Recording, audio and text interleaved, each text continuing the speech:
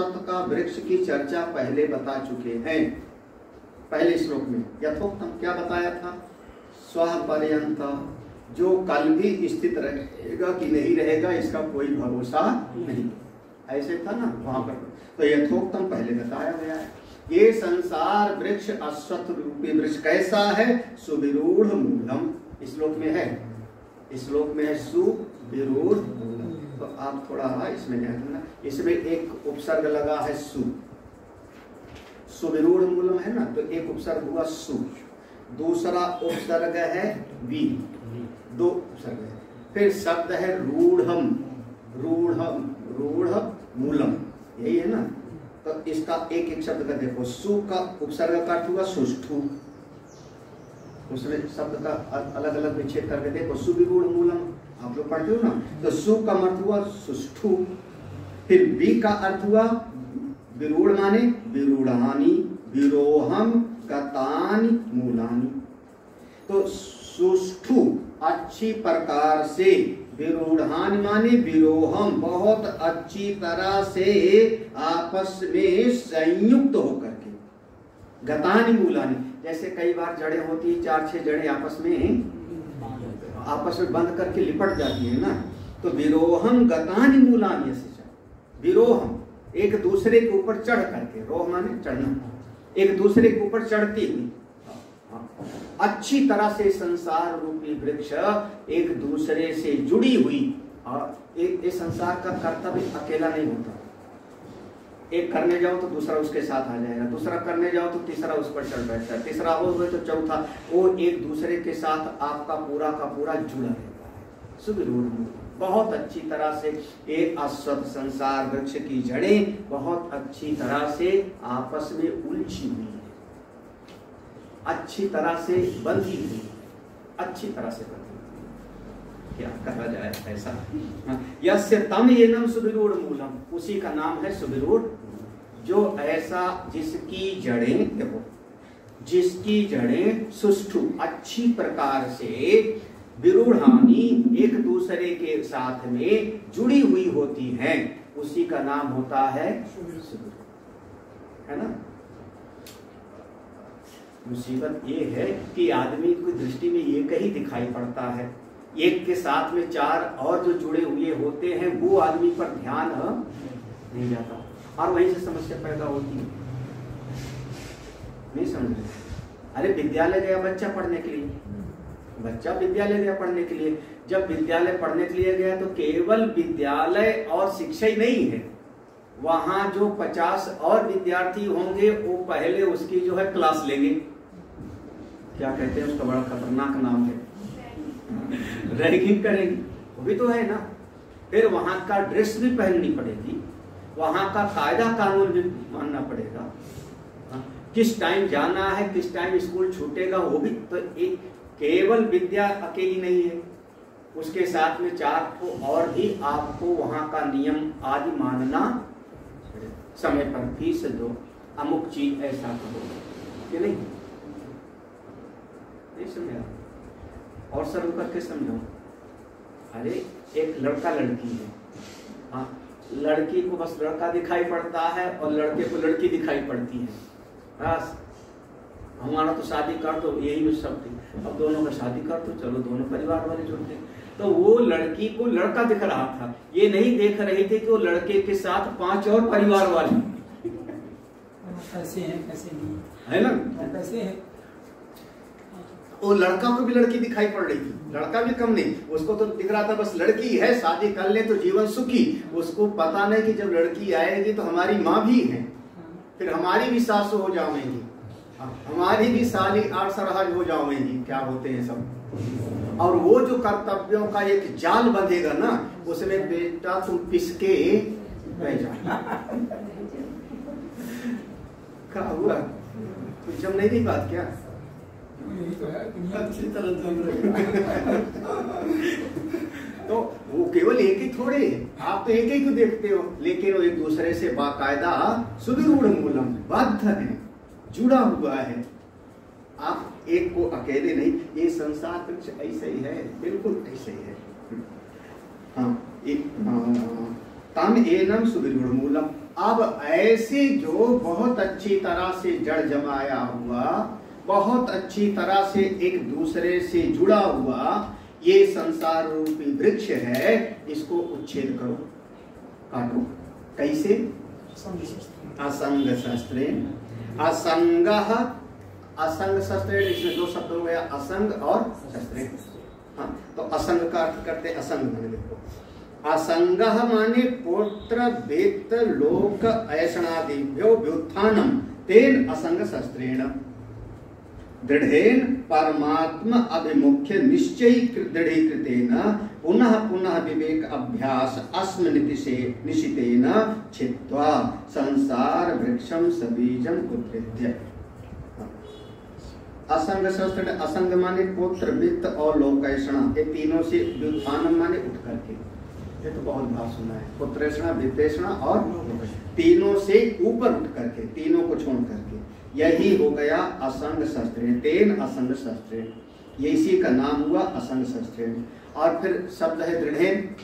दृढ़ेन का मतलब हुआ परमात्मा अभिमुख्य निश्चय दृढ़ीकृतेन, एक परमात्मा की तरफ मुख करके निश्चय बना लो कि हमको तो भगवान की प्राप्ति करनी है, हमको मोक्ष ही चाहिए, हमको साधना ही करना है, परमात्मा अभिमुख्य, परमात्मा की तरफ। वैसे एक दृढ़ता तो इनमें भी होता है, जो गुंडा वगैरह होते हैं, खलनायक लोग, वो मार करके मर जाते हैं, मरते मरते कहते हैं 4 को मारूंगा, मरते मरते 4 को मारूंगा। अब क्या है, दृढ़ता तो उनमें भी है, लेकिन वो परमात्मा की तरफ उनका अभिमुख। दृढ़ता किसमें हो, कहते हैं परमात्मा अभिमुख, परमात्मा की तरफ, साधना की तरफ, ज्ञान की तरफ, निश्चय दृढ़ीकृत, निश्चय कर लिया अब हमको यही मार्ग पर चलना है, यही ज्ञान चाहिए, मोक्ष ही चाहिए, ऐसा जो है उसी का नाम हुआ। अच्छा, फिर निश्चय कर लेवे तो कहा निश्चय करके बैठा रहे कमरे में, निश्चय कर लिया हमको परमात्मा चाहिए, परमात्मा चाहिए, हरिद्वार आकर के गंगा जी किनारे पेड़ के नीचे बैठ जाओ, कुछ करे धरे ना, परमात्मा चाहिए। तो कहते नहीं, पुनः पुनः विवेक अभ्यास, देखो बार बार वो श्रवण मनन निधिध्यासन करे, बार बार विवेक वैराग्य समाधि सटक संपत्ति मुमुक्षुत्व को और ले हवे, यही है उसका। अब देखो जो शस्त्र है ना, वो शस्त्र में एक लोहा लगा होता है ना, कुल्हाड़ी है, कुल्हाड़ी में लोहा है, लोहा है, वो लोहा बहुत क्या कहते हो, जो जिसकी धार कम हो गई, कुंद ऐसा ना हो गए, तो कह रहे हैं अस्म निशितेन, वह जो लोहा है उसमें लौह तत्व है, निशितेन वो कैसा हो गए, खूब निशितेन माने पहना किया हुआ। शुरस्य धारा निशिता दुरते, चाकू भी अगर पहना ना हो गए तो आप आलू भी नहीं काट सकते हैं, तो चाकू को भी आप पहना करते हो। तो जो शस्त्र है, कौन सा शस्त्र हुआ यहाँ पर, आपका बुद्धि, बुद्धि रूपी शस्त्र है। आप यहाँ समझ, बुद्धि रूपी आपकी कुल्हाड़ी है, तो ये बुद्धि रूपी कुल्हाड़ी कैसी हो, इसमें पहले तो निश्चय लाओ, उसका बेट हुआ ना, निश्चय ले आओ, परमात्मा की तरफ चलना है, ये उसका बेट हुआ। जो उसमें लोहा है वो कैसा हो गए, बोले बार बार विवेक जब पहना करना होगा तो एक ही बार में नहीं, हाँ वो 10-10 मिनट तक ऐसे ऐसे रगड़ता रहता है, पुनः पुनः विवेक अभ्यास, ऐसे जब आप पहना करते रहोगे तो उसकी धार पहनी हो जाएगी। अब इस कुल्हाड़ी से, बुद्धि रूपी कुल्हाड़ी जो विवेक वैराग्य आदि के अभ्यास से पैनी की हुई है, उसी से संसार वृक्ष को काटा जा सकता है। छित्त्वा संसार वृक्षम सबीजम, ये संसार वृक्ष को इसके बीज के सही, कारण के सही, कारण इसका अविद्या कामना, उसके सहित इसको उद्धृत माने, उद्धृत माने उखाड़ के दो, काट दो, इसको काट करके, छित्त्वा काट करके, उद्धृत काट करके, उखाड़ करके। तो फिर क्या करें, इसको उखाड़ दिया तो संसार से हमारा मन हट गया, अब क्या करें, तो अगला श्लोक पढ़ लेते हैं। तथा पदं तत्परिमार्गितव्यं, तथा पदं तत्परिमार्गितव्यं, यस्मिन् गता न निवर्तन्ति भूयः, यस्मिन् गता न निवर्तन्ति भूयः तमेव चाद्यं पुरुषं प्रपद्ये तमेव चाद्यं पुरुषं प्रपद्ये यथा प्रवृत्ति प्रसिता पुराणी यथा प्रवृत्ति प्रसिता पुराणी।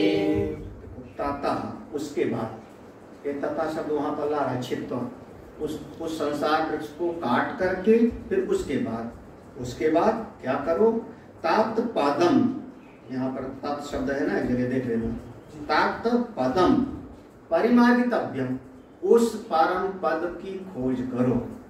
परिमार्गितव्यम माने अच्छी प्रकार से, परिधि को एक उपसर्ग है, चारों तरफ से अच्छी प्रकार से, परितः खूब अच्छी तरह से उस मार्ग की खोज करो। कौन सा मार्ग? कौन सा मार्ग? यस्मिन गता, जिस मार्ग से जा करके न निवर्तन्ति, दोबारा आना न पड़े, उस मार्ग की खोज करो। देखो, पहले संसार वृक्ष से अपने मन को हटाया, पुत्रेषणा, वित्तेषणा, लोकेषणा, सबसे हटाया, परमात्मा को पाना है दृढ़ निश्चय किया, अपनी बुद्धि को पैना बनाया विवेक वैराग्य आदि से। अब संसार वृक्ष को काट करके उस मार्ग की खोज करो, जिस मार्ग से जाके वापस आना नहीं पड़े। अरे वही मार्ग कौन है? ताम एव च आद्यम, जो वो तत्व होगा उस मार्ग से जा करके जो मिलेगा, ताम एव, उसको ही, ताम एव, उसको ही आदि पुरुष समझना, जहां पर जाके वापस आना। आदि पुरुष माने परमात्मा नारायण, आद्यम पुरुषम, उस प्रपद्ये, उसी को प्राप्त कर लो, उसी का अनुभव कर लो। कौन वह परम पद होगा जिसको प्राप्त करके दोबारा नहीं आना पड़ता? वो परम पद है जहां से सारा जगत दिखाई पड़ने लगता है, जिस परमेश्वर से सारे जगत की उत्पत्ति स्थिति प्रलय, यतः प्रवृत्ति, जहां से, जिससे ये सारे जगत की प्रवृत्ति होती है, प्रसिता, ये फैल जाता है सारा माया का वृक्ष, माया संसार का वृक्ष, उस परम पद को प्राप्त कर लो। यहाँ दो बातें हैं खास करके, उस संसार वृक्ष को काट करके पहले तो उस मार्ग की खोज करो, साधन, और उस मार्ग से जिस तत्व पर पहुंचोगे, साध्य, गंतव्य, वो कैसा है? अनादि है, परम पुरुष है, उसी से सारा जगत दिखाई पड़ता है। तो यहाँ दोनों चीज का वर्णन, साधन और साध्य। साधन है उस मार्ग की खोज, और साध्य है वह परब्रह्म परमात्मा की प्राप्ति। वही है आद्यम, तम एव च आद्यम पुरुषम प्रपद्ये, वही आदि पुरुष है, उसी की शरण में चले जाओ, जहां जाकर के दोबारा नहीं आया जाता। देख लेते हैं। ततः माने पश्चात, ततः पश्चात पदम वैष्णवम तत्परिमार्गितव्यम परिमार्गणम अन्वेषणम ज्ञातव्यम इत्यर्थः। देखो कह रहे ततः माने उसके उपरांत, पश्चात उसके बाद, पदम, इस श्लोक में पदम है, उसको कहते हैं वैष्णवम, वह परम विष्णु का पद, वह परम परमात्मा का पद। तत्परिमार्गितव्यम यानी परिमार्गणम, उस मार्ग का अन्वेषण करो, खोज करो। ज्ञातव्यम, जानना चाहिए, यही इसका अर्थ है।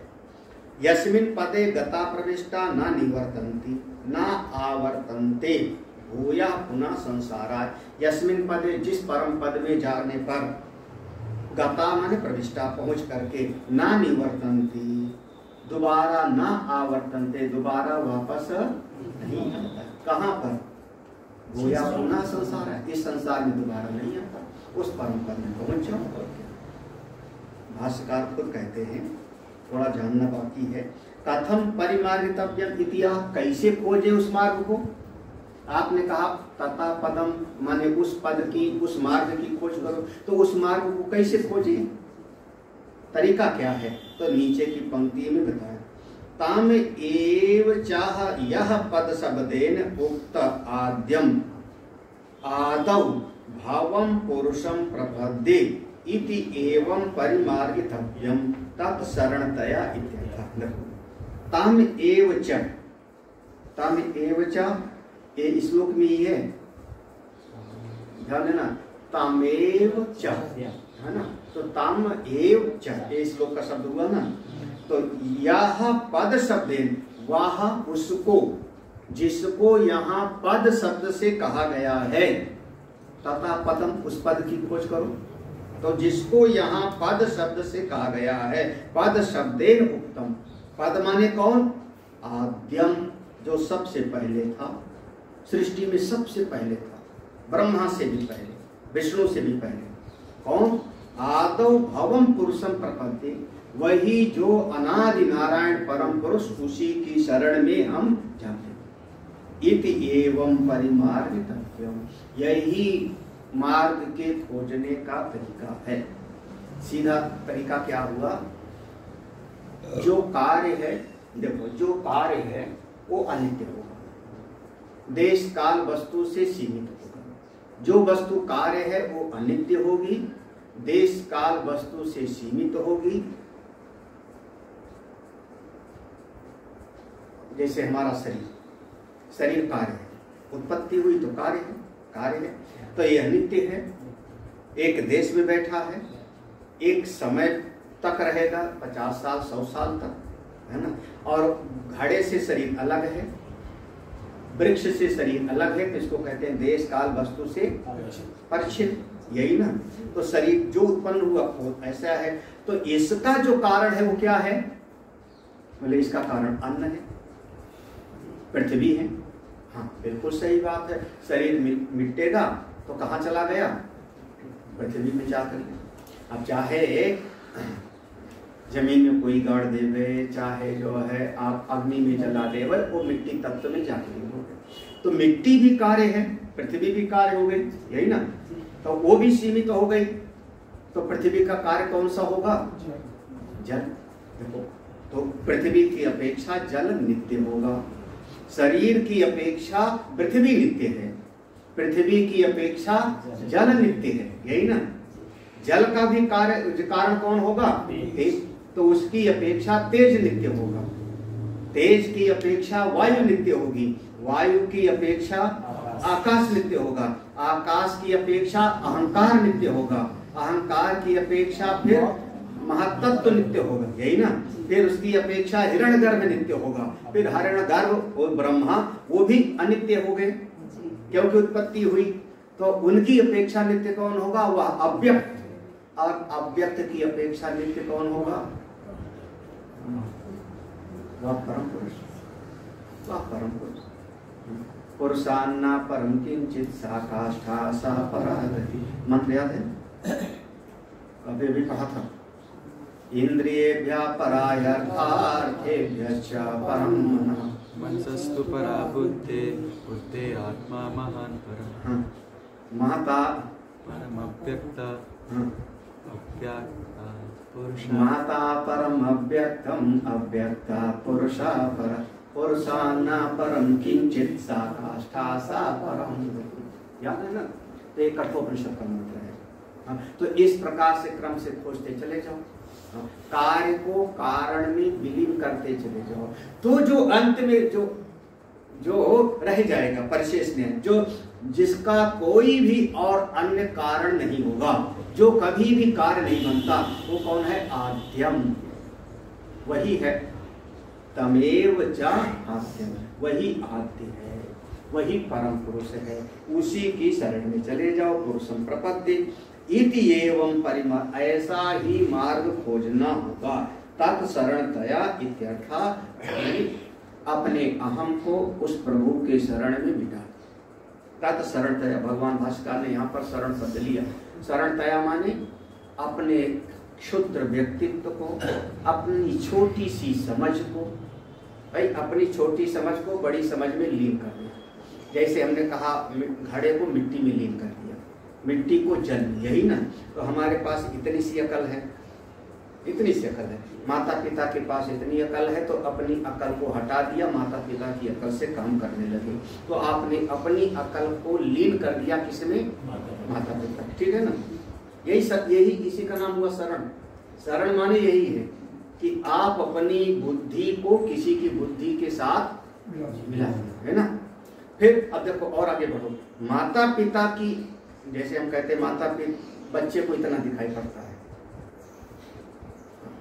साल 2 साल की बात, माता पिता को 100 साल का दिखाई पड़ता है बच्चे का जीवन, इतना दिखाई, और गुरु जी को इतना दिखाई पड़ता है और ज्यादा।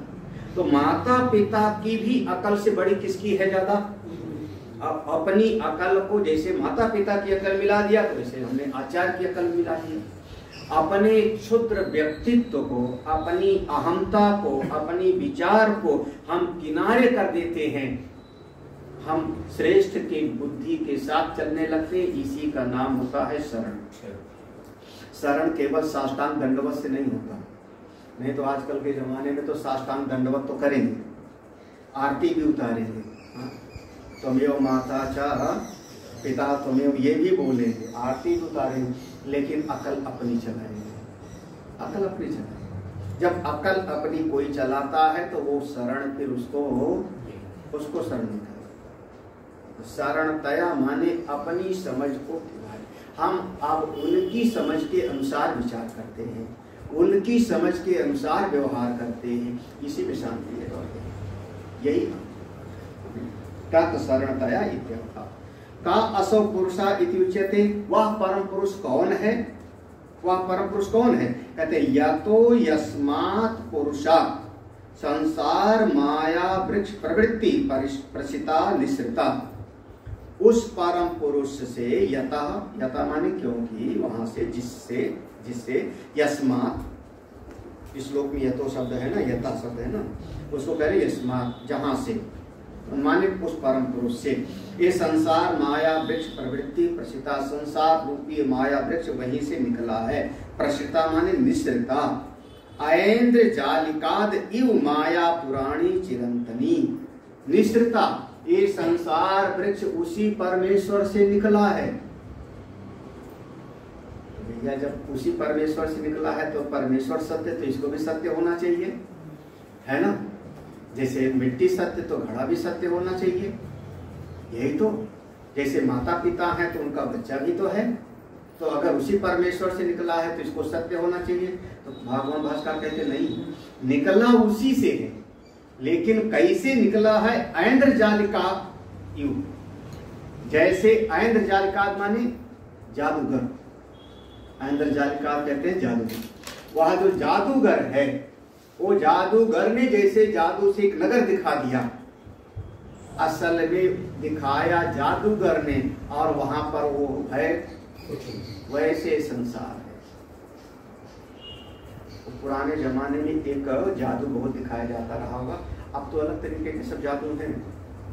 जादू अभी भी चलता है, और सबसे ज्यादा मशहूर था पीसी सरकार, अपने यहाँ पीसी सरकार करके बंगाल के थे, बहुत मशहूर थे जादूगर। फिर उनके बाद कोई एसी सरकार करके आया, उन्हीं का बेटा। फिर उसके बाद और भी बहुत सारे हैं। प्राचीन समय में हजारों साल पहले जादू होता था, हजारों साल पहले, और अपने वर्णन है शास्त्र में कि कोई एक जादू दिखाने वाला अपनी पत्नी के साथ सम्राट के यहाँ पर आया, और सम्राट से आज्ञा मांगी, मैं आपको कुछ अपना इंद्रजाल दिखाना चाहता हूँ। सम्राट ने कहा बहुत अच्छा। तो खूब सभा एकत्रित हुई। एक निश्चित दिन पर वो अपनी पत्नी के साथ आया, उसने कहा राजन हम थोड़ा सा हथियार बांध लें, खूब कवच वच पूरा लोहा वहा। अपनी पत्नी को कहा मेरी इसकी ध्यान रखना, मैं युद्ध पे जा रहा हूँ, देवता और असुरों में युद्ध हो रहा है, देवता असुरों में युद्ध हो रहा है, और मुझको बुलावा आया, मैं जा रहा हूँ। और फिर उसने कवच बांधा, कुंडल बांधा, सब लोहे का तलवार लिया दो, और पत्नी को मेरे ध्यान रखना, हम देवताओं के पक्ष में जा रहे लड़ने के लिए। और उसने एक ऐसे पीठ पर से रस्सी निकाली, रस्सी, और ऐसे ऊपर फेंका तो रस्सी खड़ी हो गई बांस के जैसे। हो सकता है क्या रस्सी? रस्सी बांस के जैसे खड़ी हो गई, और उसी रस्सी को पकड़ करके धड़ धड़ धड़ धड़ धड़ ऊपर चढ़ता चला गया, और चढ़ता चला गया, और अब किसी की नजर में आता नहीं, दिखाई नहीं पड़ता। और ऊपर से आवाजें आने लगी जैसे तलवार चल रही होगी, खन खन, खूब तलवारें चली, खूब जो है हल्ला हुआ ऊपर युद्ध के जैसे। और एक हाथ कट के गिरा, पांव कट के गिरा, धड़ कट के गिरा, गर्दन कट के गिरी। जब गर्दन कट के गिरी तो जो पत्नी बैठी थी चिल्लाने लगी, हाय मेरा पति तो मर गया। अब वो खूब विलाप करने लगी। जब विलाप करने लगी अब तो सब उसने सिर इकट्ठा किया, पांव इकट्ठा किया, हाथ इकट्ठा किया। उसने कहा राजन मैं तो सती होऊंगी, आप चिता बनवाइए। राजा ने कहा आप क्या करें, तो हो गया। और देवासुर संग्राम में भाई अभी कोई चीज सकता, मर गया वो बेचारा, चिता बना दो। अब वो चिता बना दी गई। चिता पर वो शरीर को लेके बैठ गई, जल गई चिता। जब चिता जल गई तो आदमी ऊपर से फिर वो खड़खड़ उतरा। वही से उसने कहा राजन आपके आशीर्वाद से देवता विजयी हो गए। देवता विजयी हो गए। अब आप मेरी पत्नी को लाइए, मेरी पत्नी लाइए। अब सारी सभा हाय हाय ये क्या हो गया, अब क्या करें, कहां से ले आवे।